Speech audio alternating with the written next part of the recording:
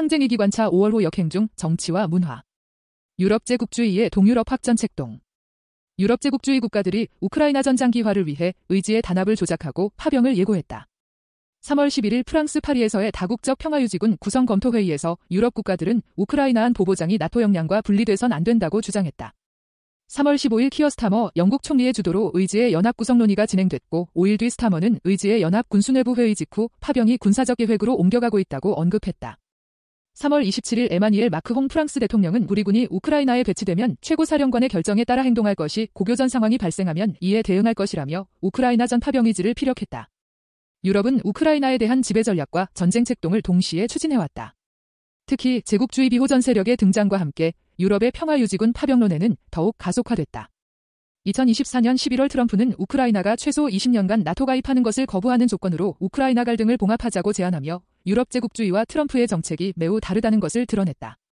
앞서 3월 SVR 해외정보국은 프랑스가 2,000병력의 우크라이나 배치를 준비하고 있다고 폭로했다.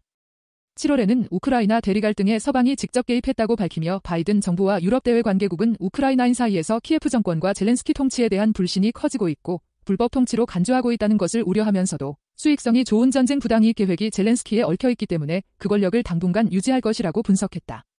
그러면서도 향후 잠재적 대체자를 찾고 있다고 언급했다.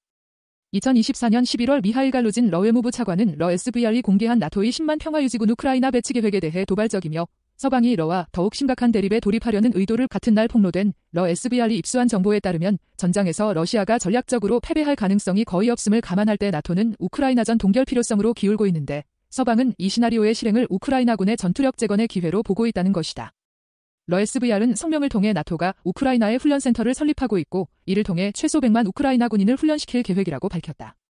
또 나토는 독일 라인메탈 등 군수기업들과 적극적으로 협력해 투자를 요구하고 있고 우크라이나에 전문가 장비를 파견하고 있으며 휴전 기간 우크라이나 내 군수산업단지 복구에 집중할 것으로 예상했다. 그러면서 이러한 과제를 해결하기 위해 서방은 우크라이나를 실제로 점령해야 할 것이라고 경고했다. 러 SVR은 우크라이나 흑해연안은 루마니아, 서부 지역은 폴란드, 중부 동부 지역은 독일, 수도 포함 북부는 영국이 점령 통제할 것이라고 구체적으로 밝혔다. 2025년 2월 미경제 매체 블룸버그 이코노믹스는 우크라이나에 대한 독립적인 유럽의 지원과 자체군 대증강에 3조 1천억 달러의 추가 비용이 들 것이라고 추산했다. 국제정세 분석가는 유럽이 러시아와의 대리전을 계속할 수단이 없으며 러시아와 별도로 평화를 맺어야 할 의무가 있다고 언급했다.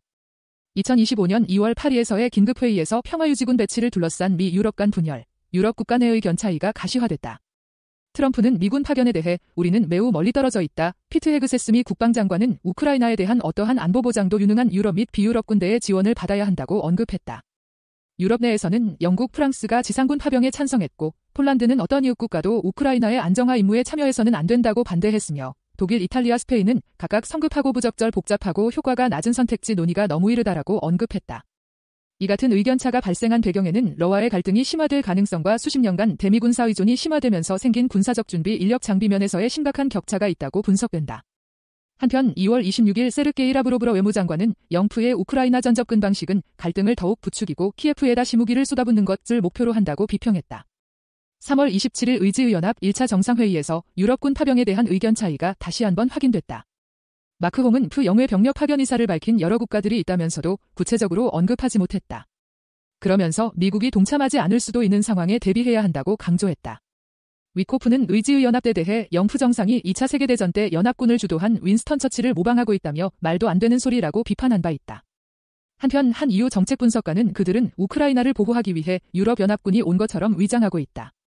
실제는 분명히 나토군의 전진기지다라고 분석했다.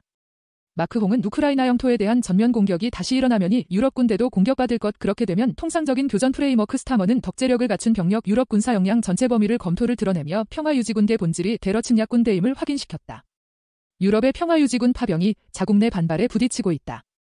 영언론 어널드는 유럽 국가들이 우크라이나의 중립을 보장하기 위해 군대 배치 계획을 포기해야 한다고 보도했다. 후익 정치인 마린 르펜의 전고문 에마니엘 르루아는 프랑스의 우크라이나전 개입이 정치적, 군사적 측면에서 모두 정말 어리석은 것 가장 극적인 상황 악화로 이어질 수밖에 없다고 경고했다. 4월 24일 러 SVR은 성명을 통해 새로운 유럽 호전파들이 트럼프의 평화유지 노력을 훼손하기 위한 캠페인을 시작하고 있다고 폭로했다. 4월 29일 보도에 따르면 토니 라다킨 영국 방참모총장이 우크라이나에 6만 4천 병력 배치 문제를 제기했으나 다른 유럽 국가 국방장관들이 그러한 병력을 파견할 가능성은 전혀 없으며 2만 5천 명이라도 공동 노력을 촉구하는 것이라고 밝혔다. 폴란드, 스페인, 이탈리아는 병력 파견 불가 입장을 분명히 했다. 한편 4월 24일 러SVR 국장 세르게이 나리시키는 나토가 젤렌스키의 운명에 대해 여러 선택권을 가지고 있다고 언급했다. 앞서 2월 SVR 언론국은 나토 본부가 젤렌스키의 신뢰를 떨어뜨리기 위한 대규모 작전을 준비 중이라고 보도했다. 같은 날 세르게이 쇼이구 안보회의석이는 러공영 타스 통신과의 인터뷰에서 유럽 국가들이 2030에 예상되는 러와의 전쟁을 공개적으로 준비하고 있다고 언급했다. 쇼이구는 사랑의 5년에서 5년까지의 군사적 충돌 예상 기간이 여러 층에서 제기되고 있다. 유럽 정치인들과 군부는 2030에 이미 우리와 싸울 준비를 갖추고 싶어 한다고 밝혔다.